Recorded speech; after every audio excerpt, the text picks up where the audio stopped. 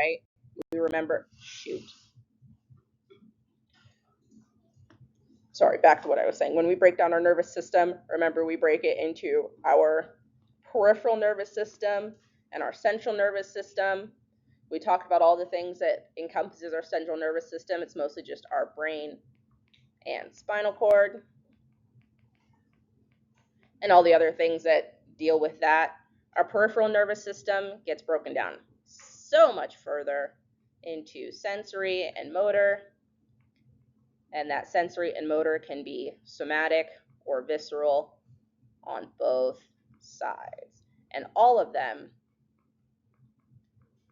will have either general or special senses. Remember? That makes sense? Right. Okay. So cool. Now we've gone through our somatic motor system, our somatic sensory system, our visceral sensory system. Now we are in our motor visceral system, or visceral motor system. And that is your autonomic nervous system. Okay? Your autonomic nervous system is made up of mostly motor neurons. All right? Those neurons innervate things like our smooth muscle, our cardiac muscle, and our glands.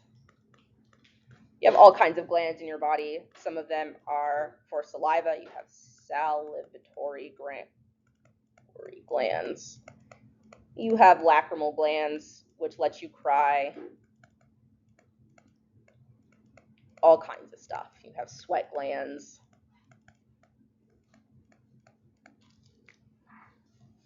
And most of them are innervated by that autonomic nervous system. Okay?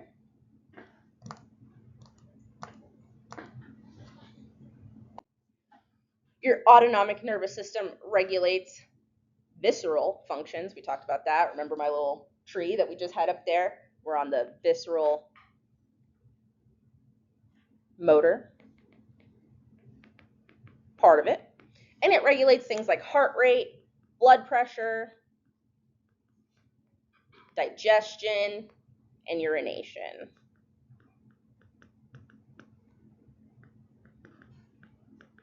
All those things that you don't generally think about regulating your autonomic nervous system, thankfully, will regulate that for you. I've said it 3 times now, so I think you might think it, not I think, I hope you know that it is important. Okay, can we chill? That the autonomic nervous system is the general visceral motor division of the peripheral nervous system. I would say that's important for you to know. Okay?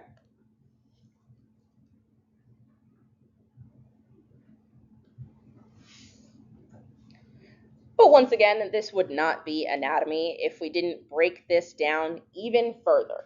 Okay? So your autonomic nervous system then gets broken up into 2 parts. Does anybody know what those parts may be? Your sympathetic and parasympathetic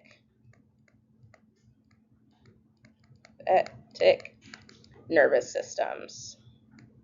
Okay? One of them is activated when you are scared. The other one is activated when you are chilling. Okay? Keep that in your head as well. It will help a lot. Okay? So just backing up a little bit. In our somatic motor system, right? The way that our neuron would travel to the effector organ, you would have one singular motor neuron from the central nervous system would go directly to the skeletal muscle or effector organ.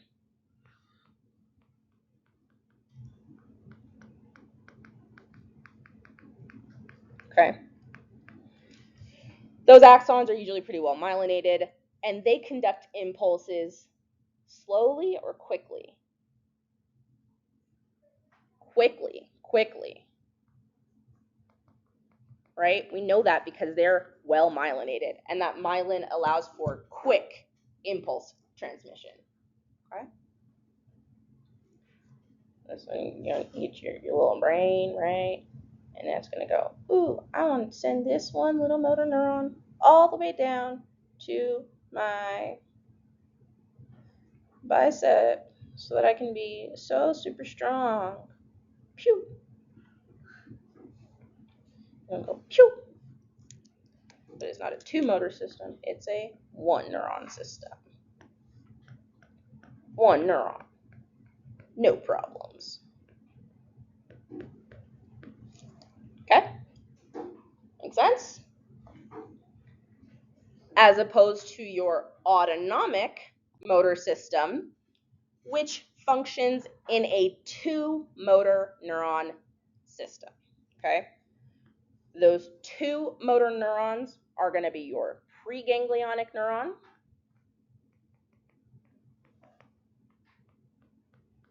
and your postganglionic neuron.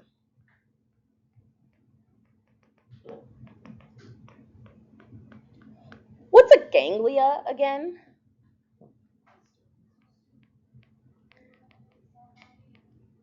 Yeah, more specifically, it is a cluster of neuronal cell bodies.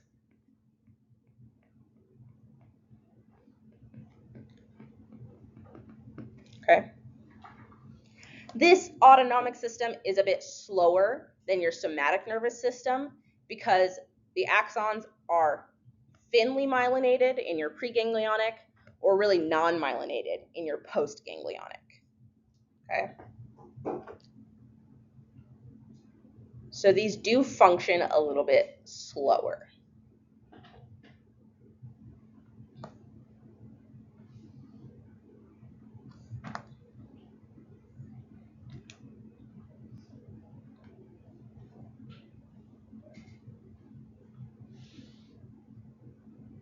Just a little hint and tidbit for you. Your autonomic ganglia are going to always be motor, and your dorsal root ganglia will be sensory. All right?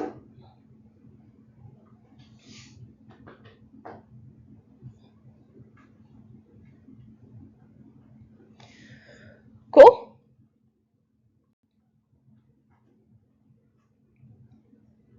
I'm still seeing some frantic look up and downs as I'm writing. So I'll hold for another moment. All right. When you get a chance, look at this little table. It's not telling you anything that I didn't already say, but it uses pictures, so it's a little bit easier. All right? You have in the somatic motor, you've got that one neuron from a very specific portion of your spinal cord, right? The ventral horn will pass all the way through to the effector organ. In autonomic innervation, you have one neuron that starts in the central nervous system, gets to a ganglia, will synapse with another neuron, and go to the effector organ. Looks a little bit different for sympathetic and parasympathetic, but they're very similar. They're pretty similar, right? All right. So, sympathetic and parasympathetic chains of two motor neurons, and they will innervate mostly the same structures, but very similar to our main character mover and our antagonist, they're going to have some opposite effects. Your sympathetic division will help to mobilize your body during extreme situations.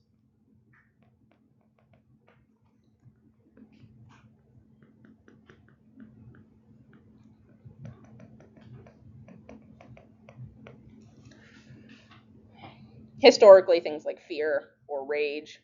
Once upon a time in our ancestral past, when we were running from lions and tigers and bears, oh my, your sympathetic nervous system would kick into gear so that you could run away from that bear and not get eaten, right?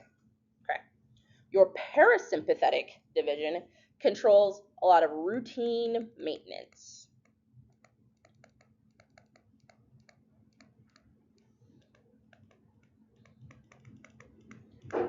Things like digestion, things like urine production, all kinds of stuff like that is going to be parasympathetic in nature.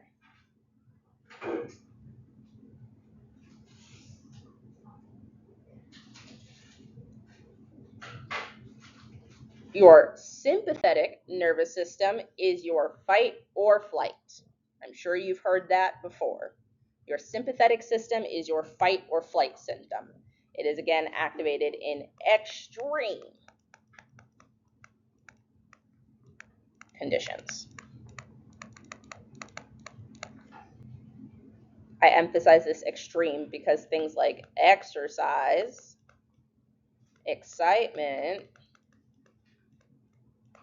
and emergencies will help to activate this system.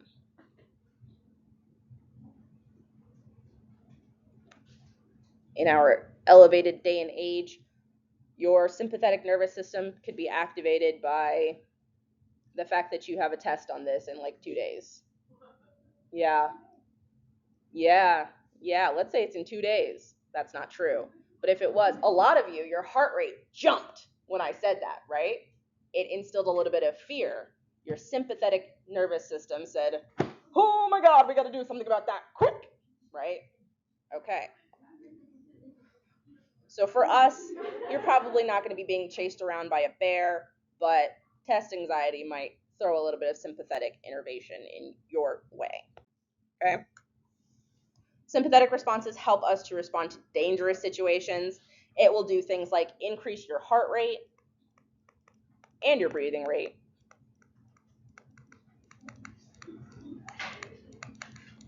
It will do things like increase blood and oxygen going to skeletal muscles via the process of vasoconstriction and vasodilation. Okay. It will help you to dilate your pupil. Dilate. That's not how you spell dilate. Bear with me, guys. Sorry. Dilate your pupils and bronchioles so that you can take in more light, take in more things that you're seeing around you, as well as breathe better. Okay. And it will also inhibit the motility of your digestive tract and urinary tract. Because when you're running from a bear, you don't want to be thinking about when the next time you're going to poop or pee is. You have better things to worry about. You don't even know if you're going to be alive to poop or pee the next time you want to go, right? So you don't need all of that stuff moving and grooving while you're trying to run from a bear, okay? Increasing your heart and breathing rate helps to also send more blood and oxygen to your skeletal muscles so that you can use them for longer and, again, run from that bear. Okay? Your parasympathetic nervous system, that one is active when the body is at rest. The little fun thing that we like to say for that one is it is the rest and digest system. Okay? The parasympathetic nervous system's main job is going to be conserving energy and dealing with all of the maintenance body things that you don't really think about, like digesting your food, getting rid of waste, constricting blood flow so that your extremities don't get all the blood and your internal organs do a little bit more processing, all kinds of stuff there. Okay? So that's where your parasympathetic division comes into play. All right. So This is your eyes. With sympathetic innervation, what do you think is going to happen to your eyes?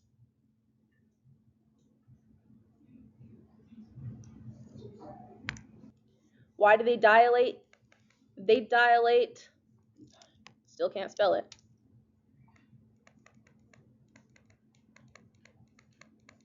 They dilate so that you can let in more light, so that you can see more things. If there's a panther or something lurking in the background and your sympathetic nervous system is activated, you might just be able to catch that boy moving just a little bit, right? So being able to open up those pupils so that you can see a little bit better. With parasympathetic innervation, what's going to happen to your eyes, your pupils specifically? They'll constrict, right? You don't need nearly as much processing power going to your eyes at that time. Why? You're chilling, you're resting. You're not thinking about, oh, I need to run. This is, hey, I have run successfully. I can chill now. Okay? So you can see all of the different things that these affect. A lot of them are very, very similar, but with opposite effects. All right?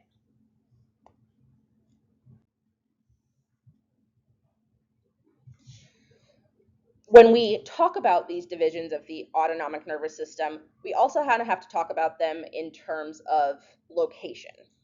The sympathetic nervous system is also called the thoracolumbar division.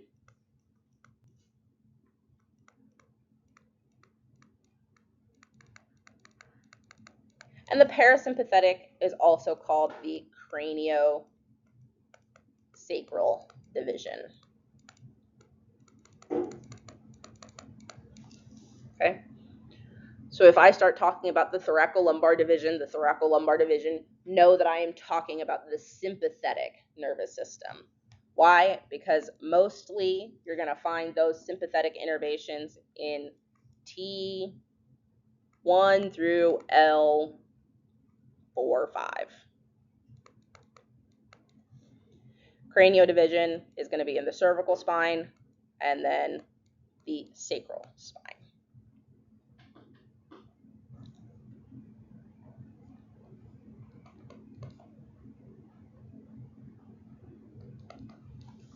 Okay? And that's pretty much where you will find those sympathetic fibers and the parasympathetic fibers, for the most part. And we'll talk about what that means in a second. Okay? Another way that we differentiate these two divisions is the length of those postganglionic fibers. Okay? The postganglionic fibers. Remember the pre's?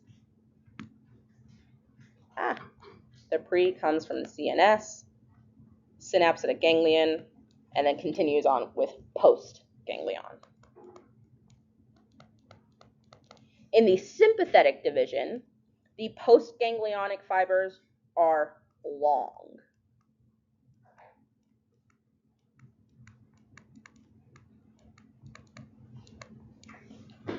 A lot of the times you will see me write something like post-gang or pre-gang. That's just because I don't want to write out the whole word ganglionic over and over and over again, because it's going to come up a lot today. Okay? The parasympathetic system has some real nice short postganglionic neurons.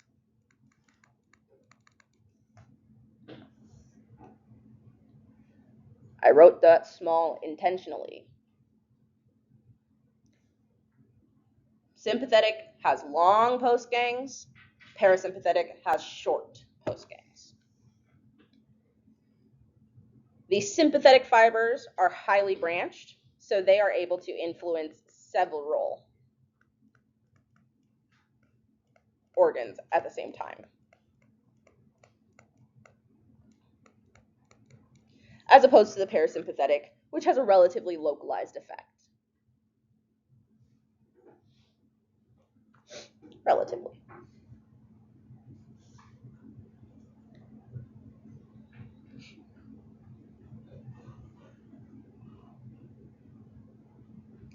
The last kind of thing that we talk about in how these differ is the neurotransmitter that's released by the postganglionic neuron. Okay? In the sympathetic division, most of your postganglionic neurons will release norepinephrine.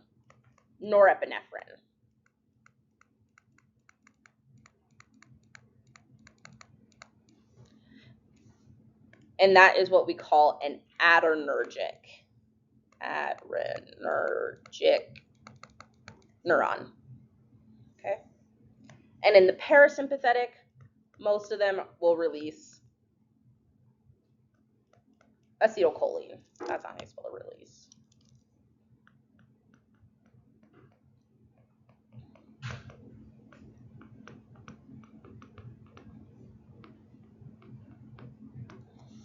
And we call those guys cholinergic.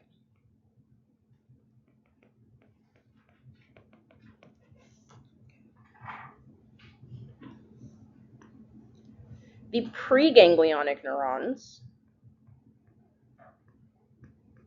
of both systems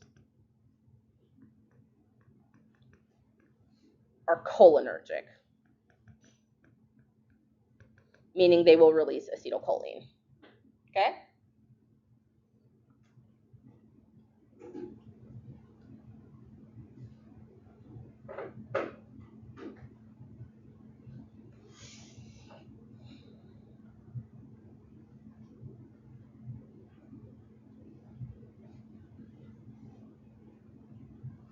All right.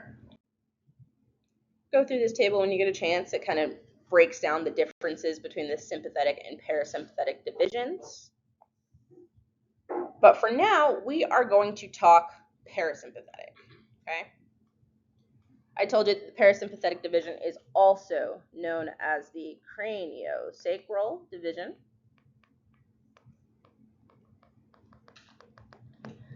Because it has nerves that flow from the cranium and from the sacrum. The cranial outflow originates in the brain and innervates organs of the head, neck,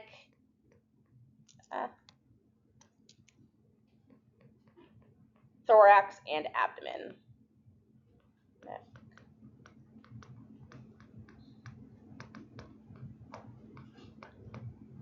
So much of your upper body, parasympathetically. Your sacral outflow will innervate kind of the distal or the far portions of the digestive tract and most of your pelvic organs.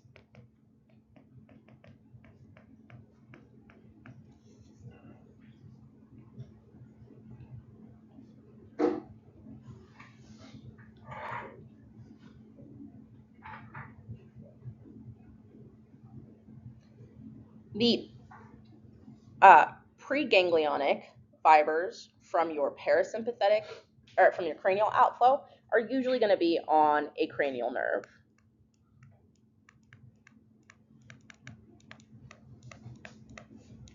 There's 4 cranial nerves that have parasympathetic fiber outflow.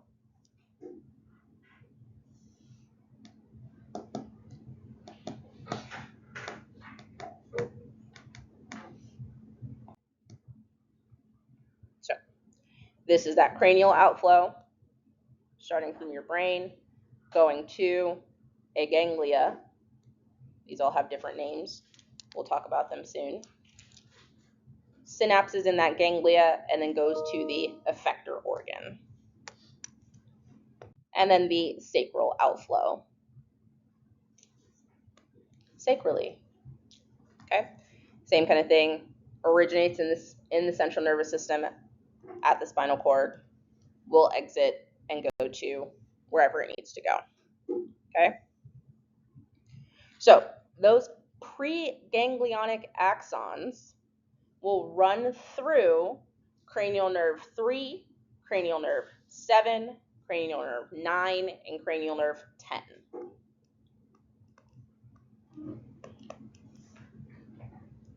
I would know that.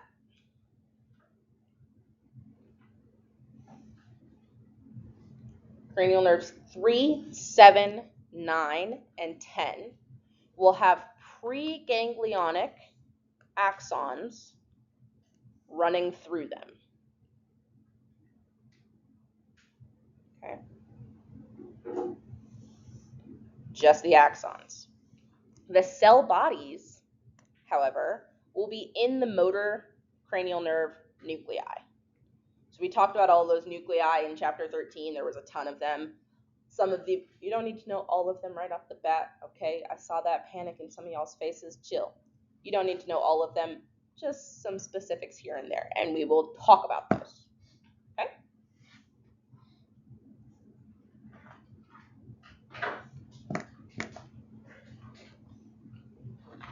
Cool? Cool. So, parasympathetic fibers innervate some of the smooth muscles in the eye. What are they going to do to your pupil?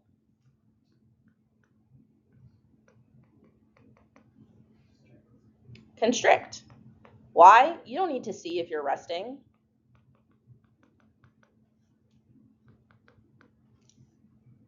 Okay.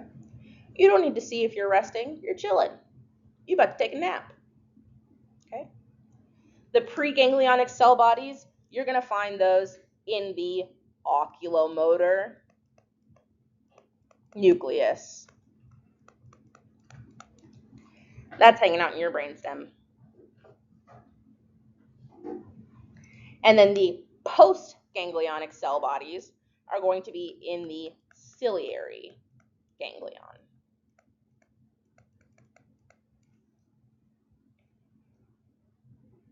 I would maybe know that.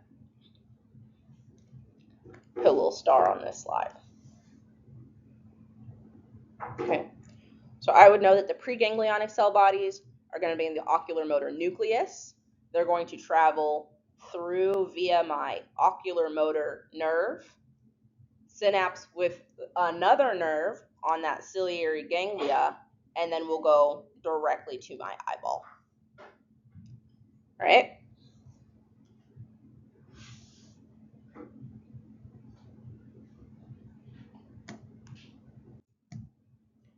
The facial nerve has some parasympathetic fibers that stimulate the secretion of glands in the head.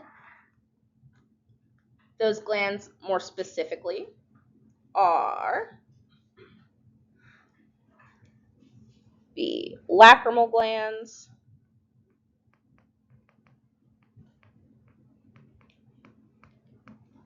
you have some mucus secreting glands, you've got your submandibular, and your salivary glands. Okay. The preganglionic neurons going to your lacrimal gland and the mucus secreting glands, they are right there on your lacrimal nucleus in the pons. Okay.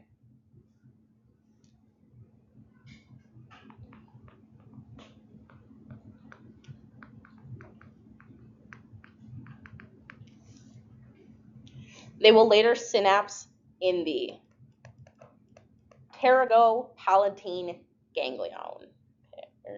Pterygopalatine. Palatine. Ganglion. Okay. Your cell bodies for the submandibular and salivary glands, the preganglion cell bodies,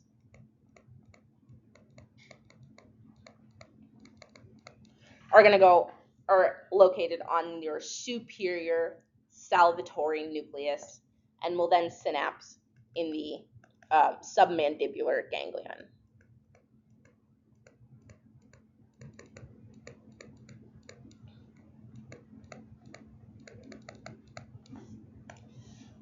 This is another one that I would know.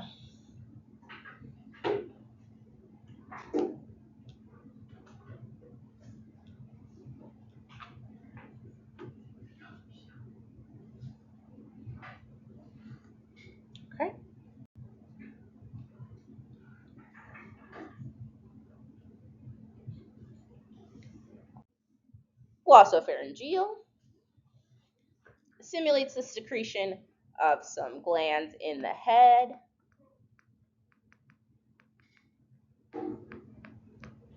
And they will originate on the inferior salivatory nucleus in the medulla.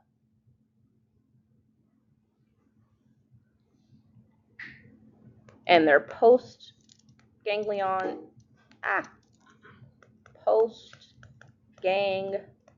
cell bodies,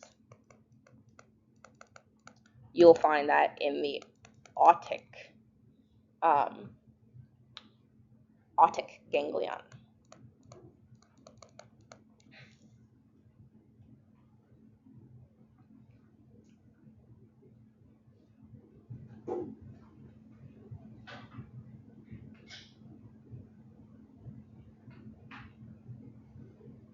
Okay. Last heavy is the vagus nerve. Vagus is, again, our wandering nerve, and one of the only nerves that passes all the way through your thorax and into your abdomen. Okay? It stimulates things like digestion, reduction of heart rate, and blood pressure.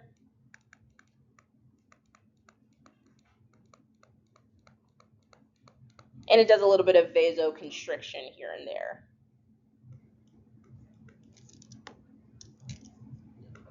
A little vasoconstriction.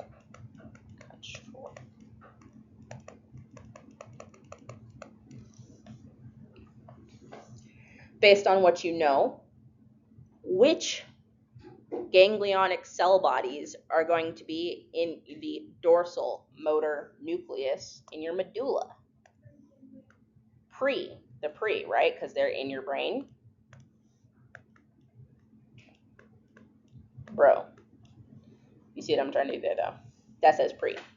So the other ones, your post-ganglionic neurons, they are going to be directly in the walls of the organs that you are innervating. Okay? Cell bodies form what we call intramural ganglia. That just means in-wall ganglia. Okay?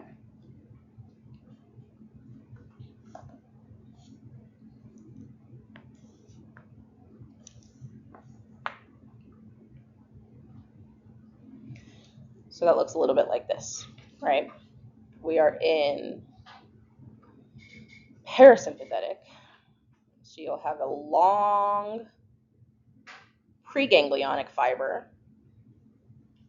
I will synapse in my ganglia and have a nice short postganglionic fiber that's going to go directly to my effector organ.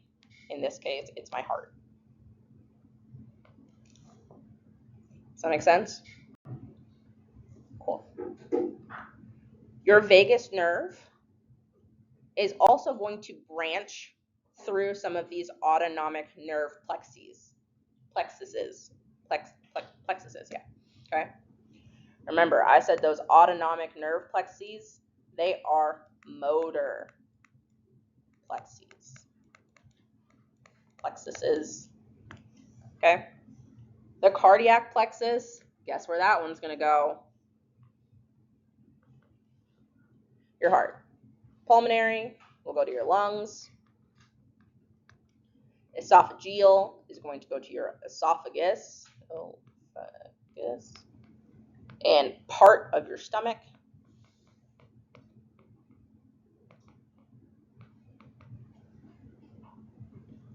The celiac and superior mesenteric are going to go to your abdominal organs.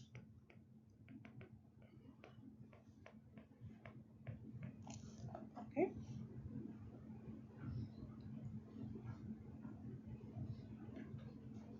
So that's the vagus nerve. It branches. Okay. Sacral outflow That's not going to be from any of the cranial nerves. It's going to be from some spinal nerves around S2 to S4. And they're going to innervate your pelvis, your lower abdomen, for the most part. Okay? The preganglionic cell bodies are going to be in your central nervous system, specifically in the visceral motor region of your spinal gray matter.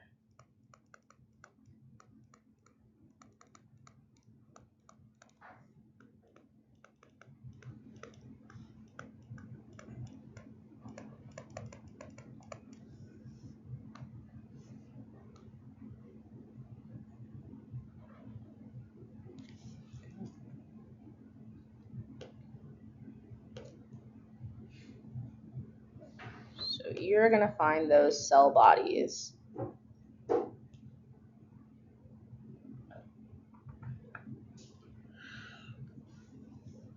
right around here, right? Because you have your visceral motor, you've got your sensory motor, you've got your sensory somatic, and your motor, visceral somatic. Visceral sensory? What did I say? I think I said that wrong. I apologize. I did. Okay. So this is the somatic motor region. This is your visceral motor region. This here is your somatic sensory region. And this is your somatic motor region. I lied. Visceral sensory region. Visceral sensory. Okay. The axons of these preganglionic cell body neurons are going to run in ventral roots. Ventral roots have what kind of fibers? Motor, right? These are motor fibers.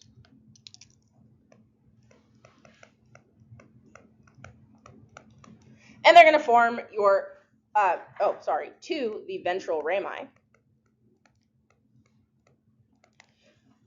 And they will form your pelvic splanchnic nerves and run through your inferior hypogastric plexus.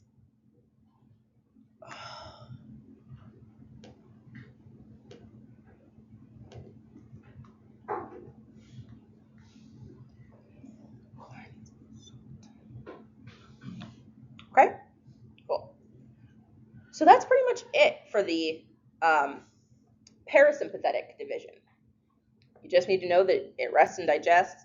I would also know a little bit about the sacral outflow, but for the most part, that's it. Okay. Your sympathetic division is a little bit more complicated. Okay. It shows up in T1 to L2. And its preganglionic fibers form the lateral gray horn.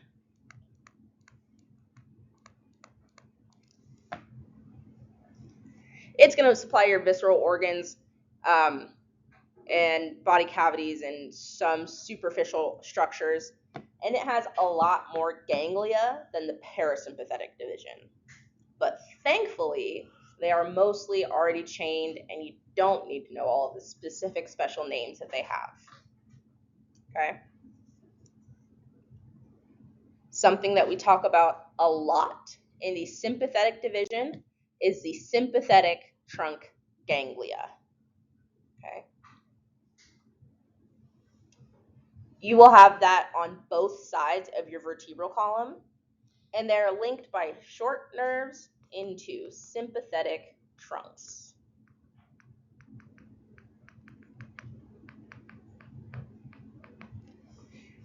Sympathetic trunk ganglia is also called the chain ganglia, because it looks like a chain, and the paravertebral. paravertebral, ganglia. I also refer to it as the simp trunk gang. Again, because I don't want to write sympathetic trunk ganglia over and over and over and over. So if on an exam something comes up and you have to label the sympathetic trunk ganglia, I will accept simp trunk gang. Okay? I get it. Simp trunk gang. Okay? Works for me. These are real names. This one's not real. That's just me. Okay? So don't go around telling people that, oh, my anatomy teacher said that that's the simp trunk gang. Okay? No, you're gonna look like a fool. All right? So don't do that. That's just what I call it because I don't want to say or spell the whole thing. Great. Now that we've got that clear, it's joined to the ventral rami by both white and gray rami communicantes.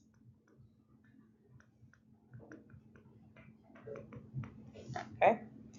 A lot of the time, you will see some ganglia like to fuse together. For example, your cervical, yeah, I'll say that.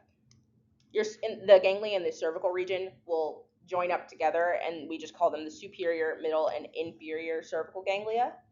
That's fine too. Sometimes that inferior cervical ganglia will join up with one of the ganglia around T1. It's still part of the inferior cervical ganglia. Okay? I'm going to do my best to draw this out for you guys just a little bit. So if this is my spinal cord, on the sides of my spinal cord, I have these ganglia.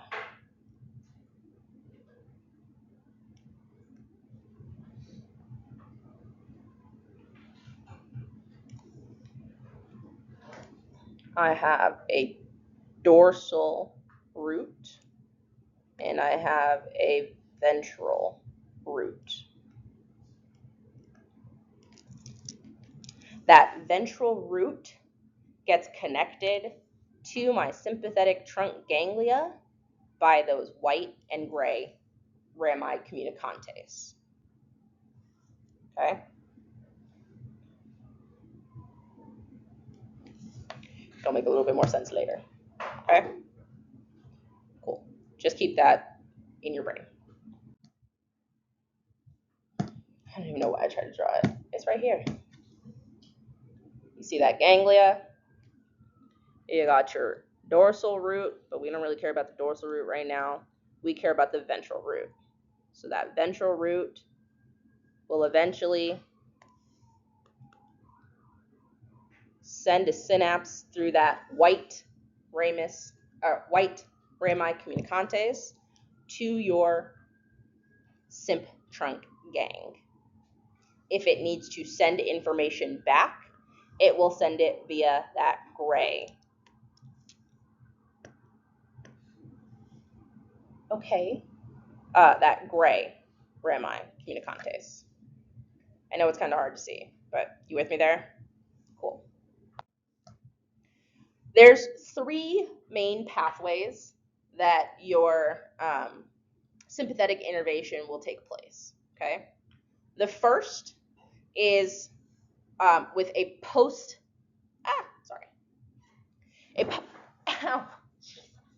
postganglionic neuron that sits at the same level of the spinal nerve that it's coming from.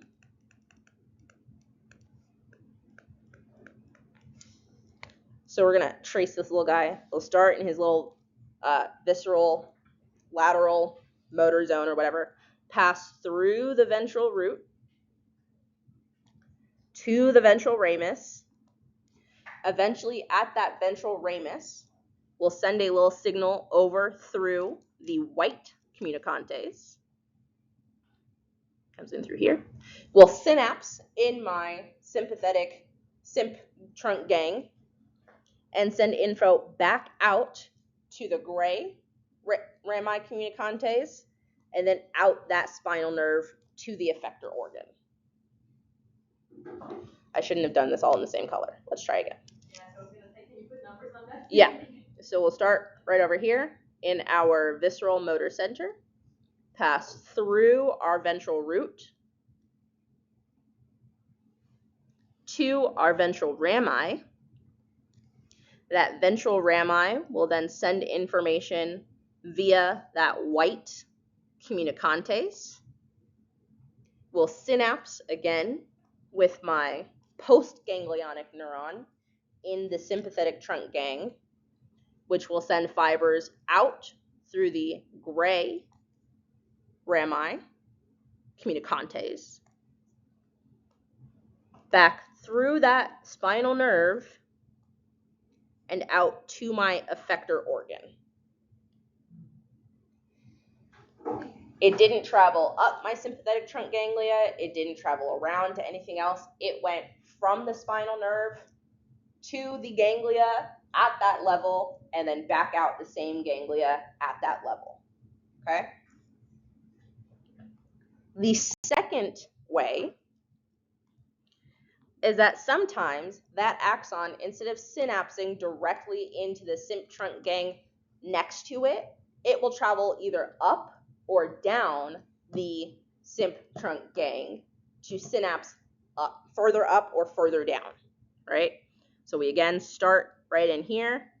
We go through the ventral root to the ventral rami, talk to my symp trunk gang via that white rami communicans.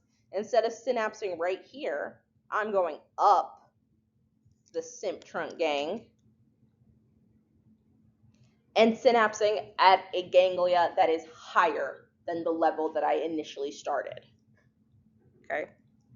So once I synapse out, I'm going to communicate with my gray rami communicantes and then go out to my effector organ via that spinal nerve that is higher than the one that I came from. Okay? And then the third way, I think I missed some words that I was supposed to put in. That's okay. The third way is by not synapsing in that symp trunk gang at all, passing that and going to a collateral ganglion. A collateral ganglion is one that is slightly different from the sympathetic trunk ganglion, only because it does not have a pair. It is usually only on one side, and you're mainly going to find them in your abdominal region. Okay? So instead of synapsing in my sympathetic trunk ganglion, I'm going to pass that and go to my collateral ganglia, and then go to my effector organ. Okay?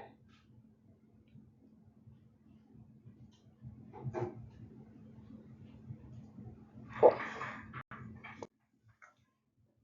So those collateral ganglia, like I said, they are unpaired. They are not segmentally arranged like our sympathetic trunk ganglia.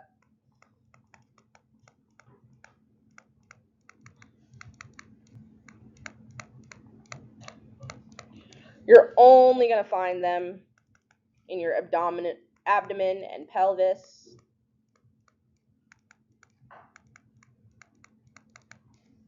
And they will lie anterior,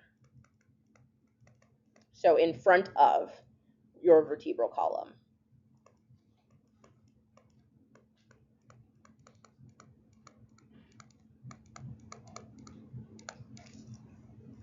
The main collateral ganglia that you need to know, at least the names of, are the celiac, superior mesenteric, inferior mesenteric, and inferior hypogastric.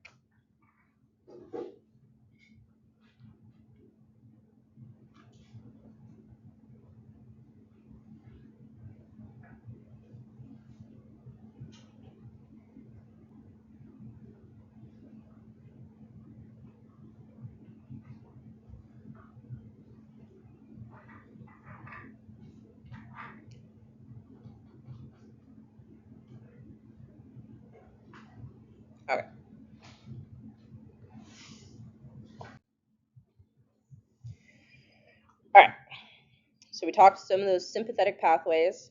The preganglionic neurons in the thoracolumbar spinal cord will send motor axons through the ventral root.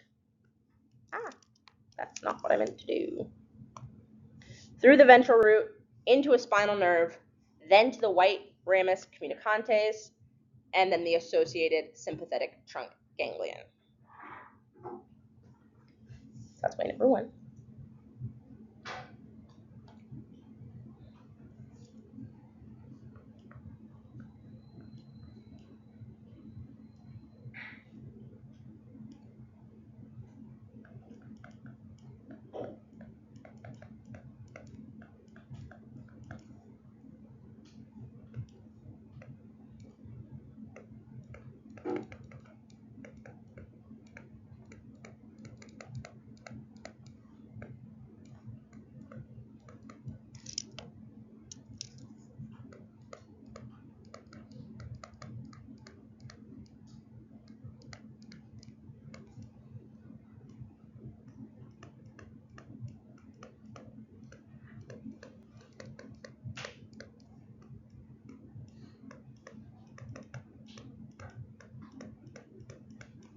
Okay.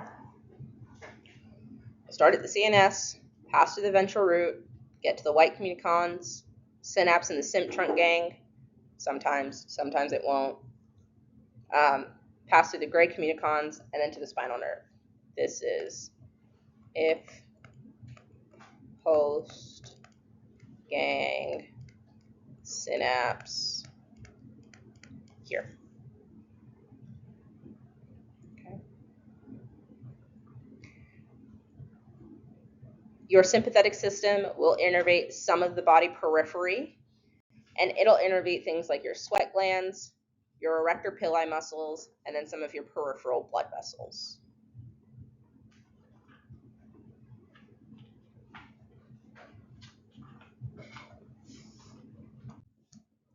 This just says what I just said, that the preganglionic fibers enter the sympathetic trunk ganglia. Some of them will travel up, some of them will travel down, some of them will just exit right where they came from. And then the postganglionic axons will travel in the gray rami communicantes.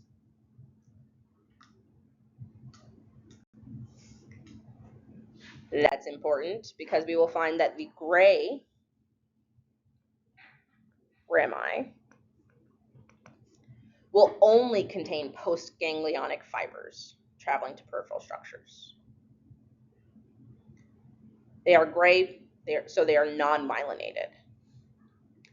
The white rami contain preganglionic fibers traveling to the sympathetic trunk ganglia.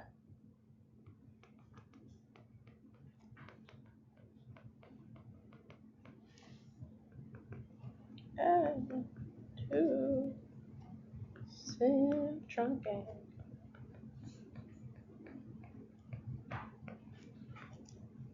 And these fibers are pretty myelinated.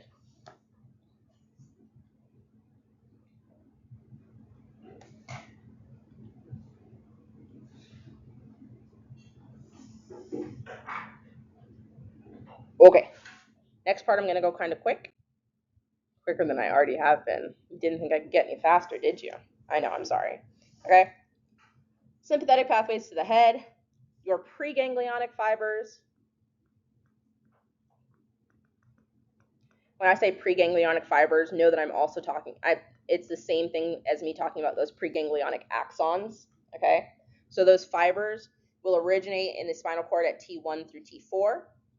Your fibers will usually ascend because T, you still have the whole cranium and then your head and your brain to go up to. So they're usually going to go up the sympathetic trunk ganglion, and they will synapse in the superior cervical ganglion.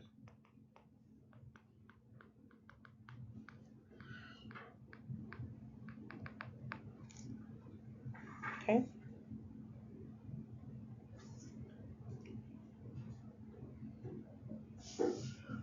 Your postganglionic fibers are then going to hitch a ride onto some large arteries, and will get carried to structures like your glands, some smooth muscles, and some of the blood vessels throughout your head.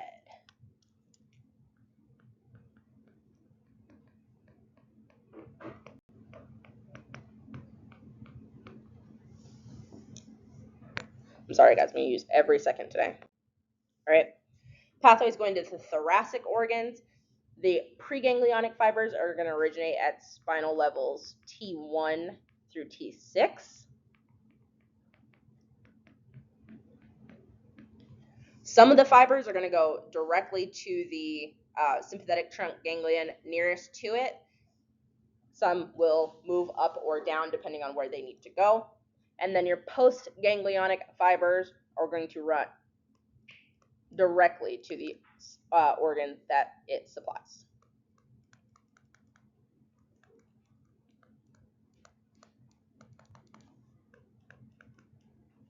Girl.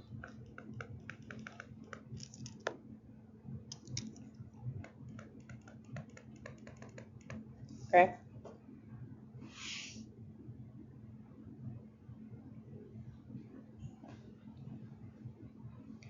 When going to the heart, these sympathetic fibers have a little bit less of a direct route. They kind of have to pass through some of the cardiac things, but they function to increase your heart rate, dilate your bronchioles,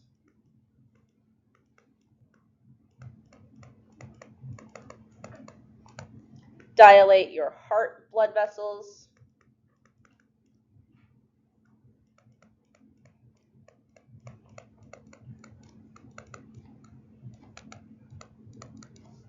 and they will inhibit the muscles and glands in your esophagus and digestive system. That's super ugly. Hang on.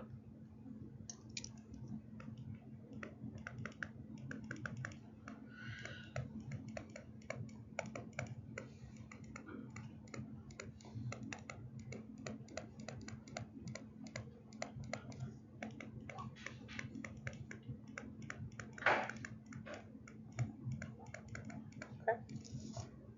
All right. That's that thoracolumbar division. Okay. Moving on to pathways in the abdominal organs. They're going to originate in the spinal cord around T5 to L2. They are usually going to pass through the sympathetic trunk ganglia and then synapse in a collateral ganglia. They travel to those collateral ganglia via what we call splanchnic nerves. Okay. In this case, they're thoracic splanchnic nerves, but you can have pelvic splanchnic nerves, you can have cervical splanchnic nerves, all kinds of stuff. Okay. Usually it's going to be the celiac and superior mesenteric ganglia, and they will work to inhibit activity of the muscles and glands in your abdominal region.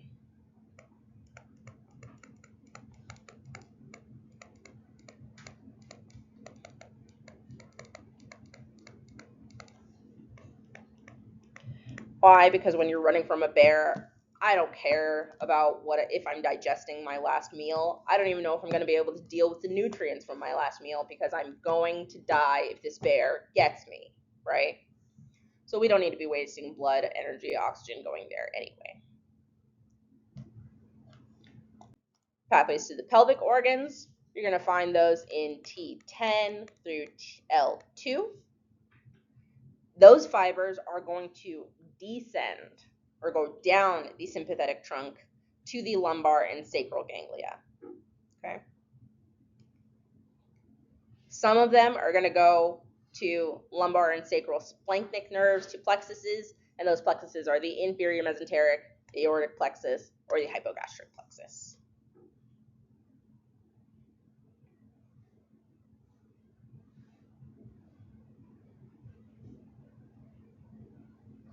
Okay.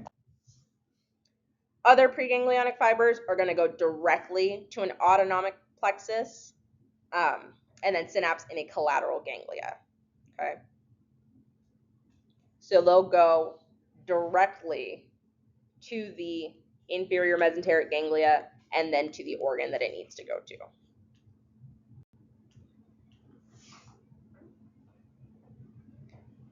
The only one of these that is particularly special is the only organ, or I will say, that is particularly special when it comes to the sympathetic division is the adrenal medulla. Okay, it is one of the largest organs of your sympathetic nervous system, not of your body, but of your sympathetic nervous system. Okay, your adrenal medulla hangs out in your kidneys. It actually sits right on top of your kidney in what we call your adrenal gland. Okay, it secretes large quantities of norepinephrine and epinephrine.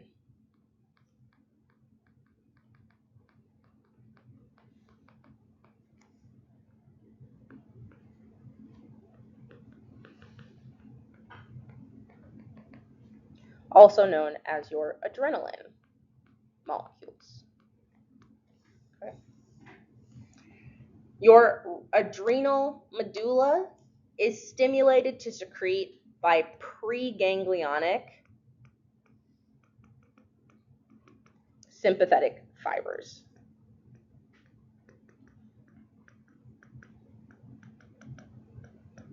Okay? That's weird, right?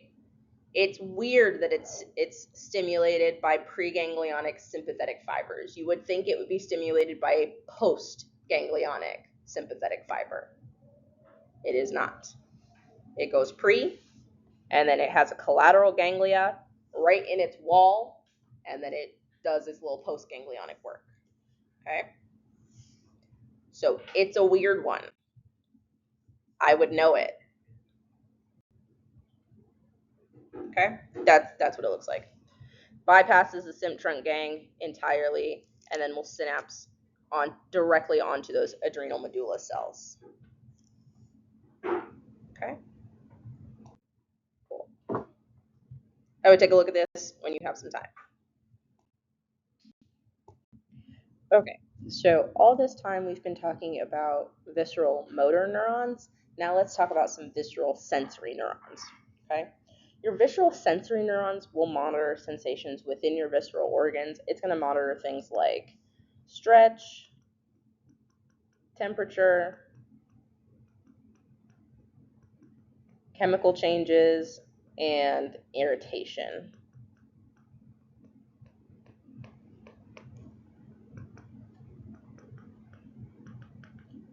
Okay? And you're going to find the cell bodies for these visceral sensory neurons in your dorsal root ganglia.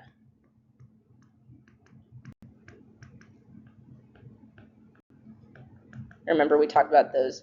These are sensory cell bodies, as opposed to our autonomic ones, which are motor. Okay? Sometimes in our bodies, we'll get what we call visceral pain, right? Like if your stomach is hurting, or if you're whatever, something is hurting, right? That's visceral pain. Usually that doesn't show up when the organs are cut or anything like that, but it shows up when there's some chemical irritation or inflammation.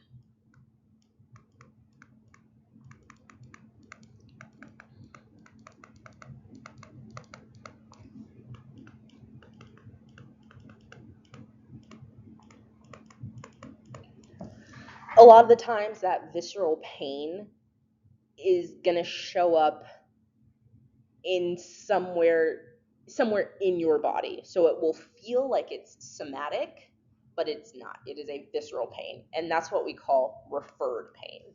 Like I'm sure you've heard of, like when someone's having a heart attack, they'll get pain in like their left shoulder or something like that, or they'll have like some stomach pain or something like that. That's referred pain. Pain that is visceral in nature, but seems to be showing up in a somatic space. Okay? These are areas that you will find some visceral reflex or some referred pain where it might show up in your somatic body. Okay? Visceral reflexes. These reflexes are usually sensory and autonomic. So they play a role in a few things. One of them being your defecation reflex or your poop reflex, and your micturition or your pee reflex.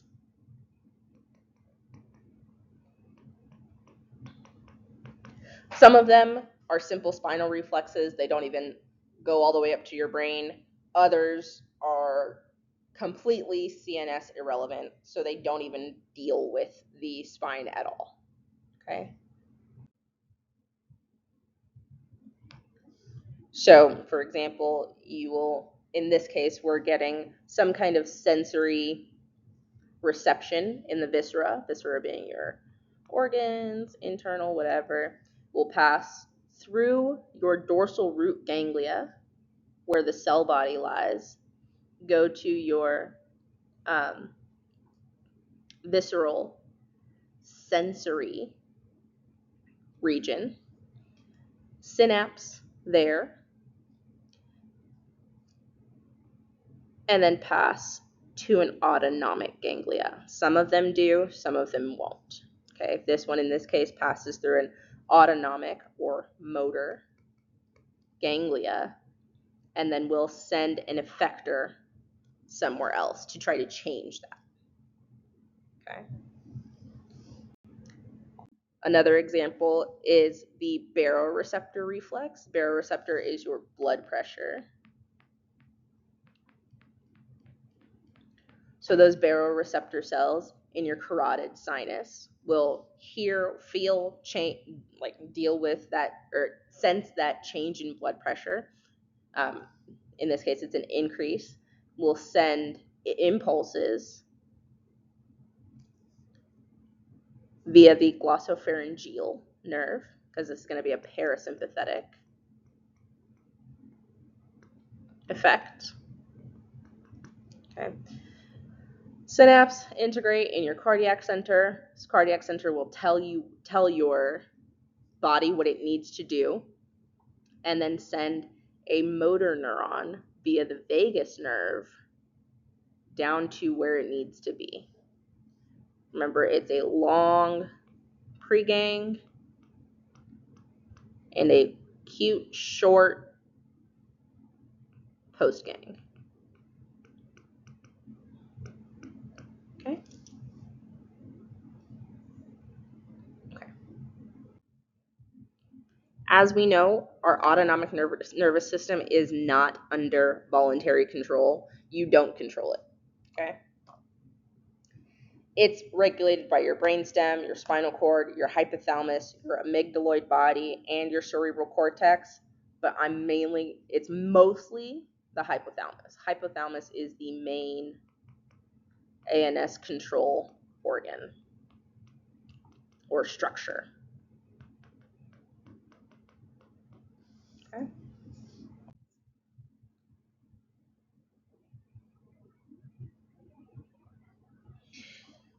So, like it says here, your hypothalamus is that main integrator guy. Okay.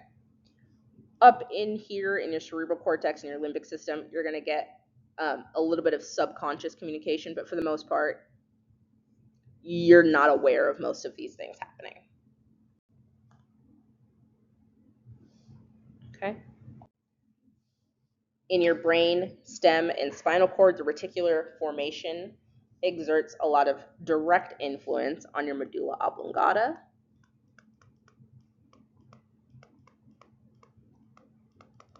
as well as your periaqueductal gray matter. Okay. Remember that reticular formation is your kind of alertness system.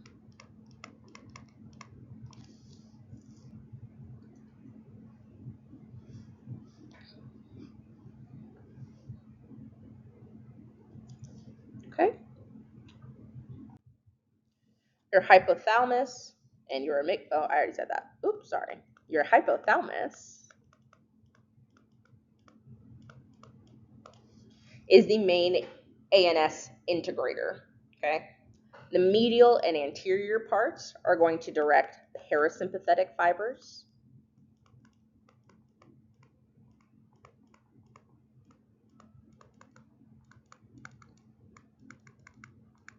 And then the lateral and posterior parts are going to direct those sympathetic fibers.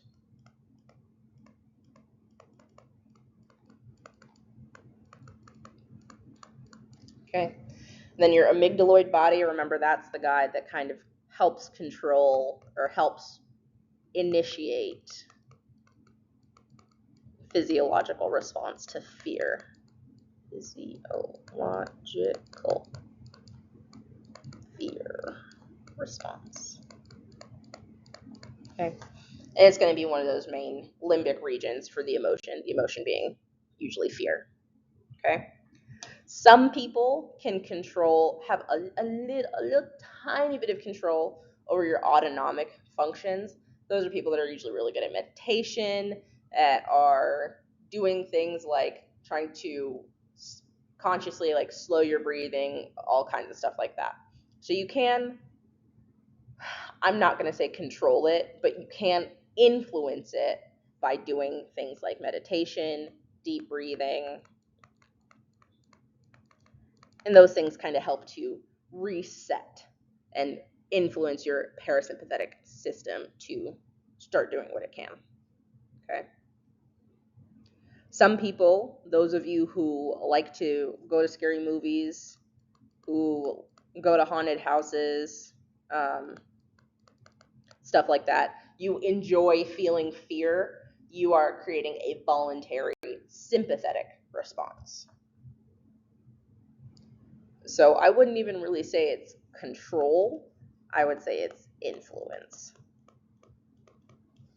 Conscious influence. Okay?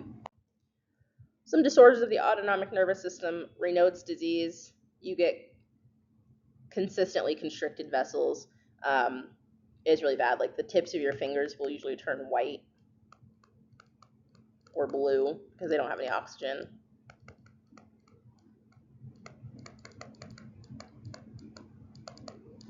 That one's not a fun one. I've known several people with Raynaud's disease, actually. All right. You're going to get achalasia of the cardia, congenital megacolon. These are all kind of, this one's a birth defect. These ones is just some autonomic innervation, some wiring went wrong, stuff like that. Okay. I'm not going to test you guys too much on the embryonic development of this autonomic nervous system. I would just note that the sympathetic division forms from cells. There are cells that do that. Don't worry about that too much. Okay. That's what it looks like. As you get older, your autonomic nervous system is not as efficient as it could have been.